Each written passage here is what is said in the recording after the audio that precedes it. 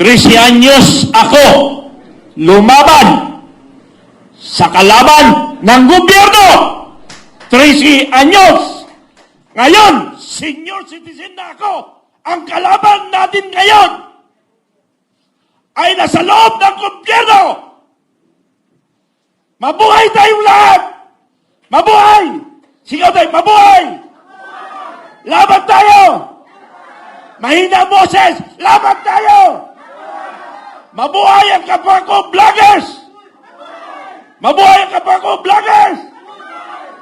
Mabuhay ang United People's Initiative, Guerrilla Forces. Mabuhay tayong lahat! Laban tayo! Ibubuhis ko ang aking buhay para sa bayan at para sa aking apo. Maraming salamat sa lahat ng lumalaban sa katotohanan!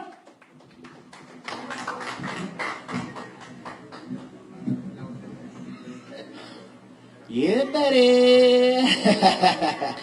Magandang umaga po sa inyong lahat. Maraming salamat, folks, sa pag-imbita sa akin dito sa gathering na ito. Galing pa ako ng Isabela, nagbiyahe ako ng 12 hours to come here. Yeah, buddy! Woo! Ang haba, nakakapagod. Pero syempre, hindi natin iiwan yung ating mga kakampi dito sa 18 Marines. Dahil love ko sila eh. Kasi kapareho ko yung mga yan, kinakasuhan kami. At naglalahad kami ng katotohanan. At nandito po ako ngayon sa harap ninyo para i-manifest ang aking support para sa kanila at sabihin ko sa harap ninyo na naniniwala ako sa kanilang sinasabi. Ako po si Attorney Harold Respicio. Isa po akong Vice Mayor sa probinsya ng Isabela sa bayan ng Reyna Mercedes. Isa po akong Ilocano at isa po akong elective official. Pero higit sa lahat, isa po akong Pilipino. Hindi to po totoo yung sinasabi nila na lahat na sa ating gobyerno ay tumatahimik na lamang at hindi lumalaban. Totoo po na ang impluwensya po ng administrasyon na ito ay pervasive at halos lahat ng tao sa ating gobyerno ay kinurap nila. Pati sa aming bayan, kinurap nila. Sila po ay napakalaking scam. Bago po ako pumasok sa gobyerno, first time ko po maging public servant, maging public official this time. Ngayong 2025, before that, nasa private practice ako at nasa private industries lang ako. Pero pagpasok ko dito sa gobyerno, nakita ko po ang laking scam. Bilang abogado, nakita ko yung mga pinakamalaking scam. Pero ang pinakamalaking scam sa buong Pilipinas ay ang ating gobyerno. At lahat sila ay sama-sama. At iisa ang ulo. At ang biktima ay ang buong taong bayan. Tayo ang nagbabayad ng buwis. Binibigay natin ang lahat ng pera sa kanila para lamang sila ay maghati-hati at magpakasarap. At ma-ensure nila na habang buhay na sila ay nasa kapangyarihan. Yan po ay totoo. Inuuna nila yan sa panahon ng eleksyon. Nag-participate po ako sa eleksyon at yung expertise ko sa pag-audit ng information technology at pag-aabogado, in-apply ko doon, nakita ko. Doon unang binibili ang ating kalayaan. At ngayon, pinapatotohanan ng mga 18 Marines. Si Saldico, inutusan sila na magbayad kay Chairman George Garcia ng 4 na maleta ng milyong-milyong salapi. Kung imumultiply mo lahat yun, daan-daang milyon po yun para kay Chairman George Garcia. Magkano po yun? Ano po ang kapalit nun? Hindi ba't para bilhin yung outcome ng ating eleksyon? Ang eleksyon na lamang ang tanging mekanismo para ang bawat mamamayang Pilipino ay ma-exercise nila yung kanilang direct power sa bansang Pilipinas. Kapag tinanggal pa natin ang democratic process na ito na mag-elect directly ng mga taong mamumuno sa atin, masasabi pa ba natin na totoo tayong malaya? Hindi po tayo totoong malaya. At lalong hindi po tayo totoong malaya kung pati yung mga institusyon na dapat nagbabantay sa ating gobyerno ay binibili na rin nila. Ang mekanismo sa ating konstitusyon para bantayan ng ating gobyerno ay yung mga investigasyon doon sa Senate at doon sa House of Representatives. Doon sa mga hearing ng mga komite.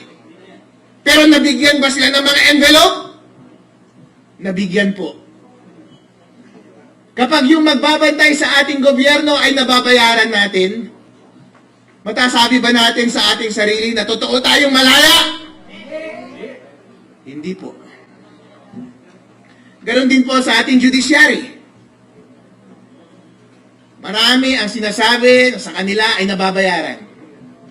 Mayroong dating leader ng judiciary na pumasok sa executive, pero sila ka-textmate ni BBM. At nag-uusap sila paano magnakaw ng pera ng taong bayan.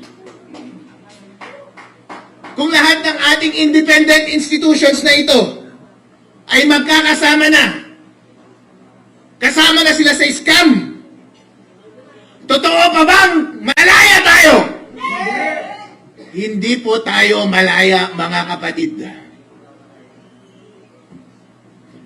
Itong mga 18 Marines, hindi nyo ba naaalala last time?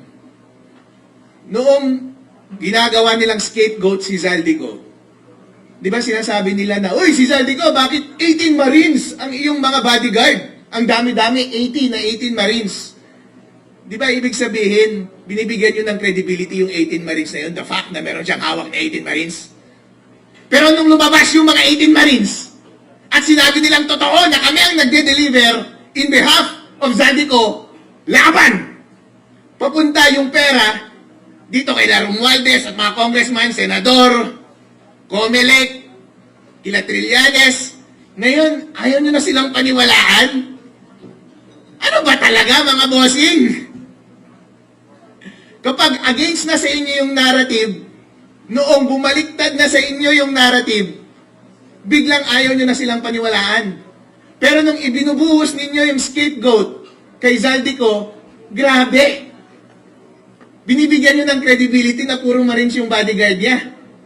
Pero ngayong nagsalita na sila, automatic ayaw nyo na silang paniwalaan? Kasi kayo yung tinuturo na tumanggap? Mga ipokrito talaga itong mga tao na ito. Grabe yung pagka-ipokrito.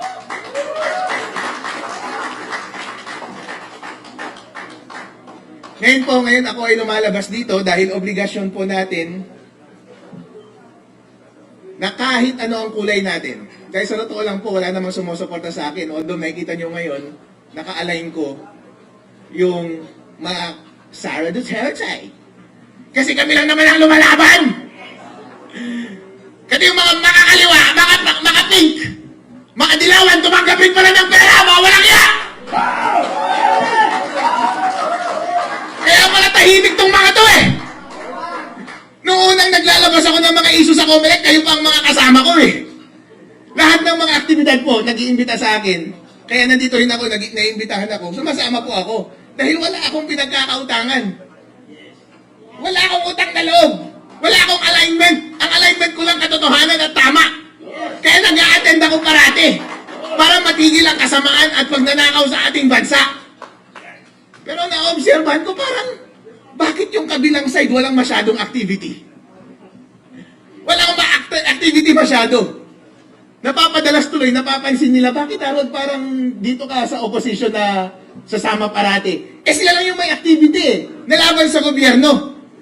Yung mga ibang partido, wala nang activity na laban sa gobyerno. Dahil bayad silang lahat!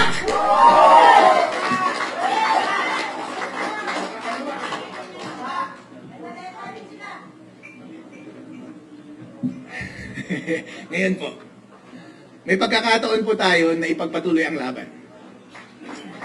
Kapag tayo po ay tahimik, deserve natin na mag-govern tayo ng mga kasamaan, hindi ba?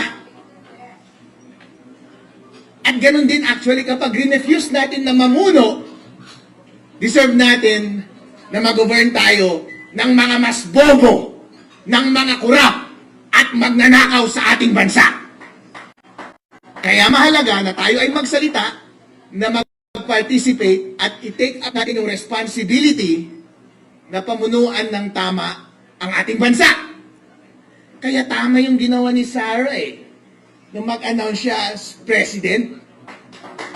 Kasi siya na lang yung boses na kumokontra sa malaking pagnanakaw dito sa ating gobyerno ngayon. At parang magkakaroon ng rally sa March 11, nandun kaya siya? Kasi sa lahat ng pagkakataon, sumasama po ako. Basta lumalaban tayo sa katiwalaan, basta may pagkakataon na maisiwalat natin ang katotohanan at marali natin ang taong bayan para lumaban sa pang-aapi ng gobyerno at sa kanilang pang-aabuso at paglaban para sa ating ultimate na kalayaan, ako ay magpa-participate. Kaya next week, parang may pinaplanong rally, baka nandun ulit ako. Alright? Hindi ako mag-a-absent. Kasi yung mga nag-a-absent, baka yun yung mga nababayaran Alright? Mali. Maganda sana kung nandun si Sarah sa rally, kung may rally no? Dahil mga kababayan, pagkakataon na natin ito, kailangan maging isa ang ating boses. Maging malakas para tapusin ang pagnanakaw dito sa ating bansa. Maraming salamat po sa inyong lahat. At inuulit ko po ang aking suporta para sa 18 Marines at sa lahat ng kapwa kong kinakasuhan, kasama na si Mike Defensor. Kawawa naman itong mga ito. Nagbibigay support lang. At saka si General Fokis, may kaso na rin. Wala kayo, malapit tayong magkakaso, mga idol. Alright. Pero wag po tayong bumitaw. Sama-sama po tayo na lumaban, laban sa kasamaan sa ating bansa. At makakamit din natin ang kalayaan. Huwag lang tayong bibitaw. Maraming salamat. At huwag tumanggap ng maleta, please!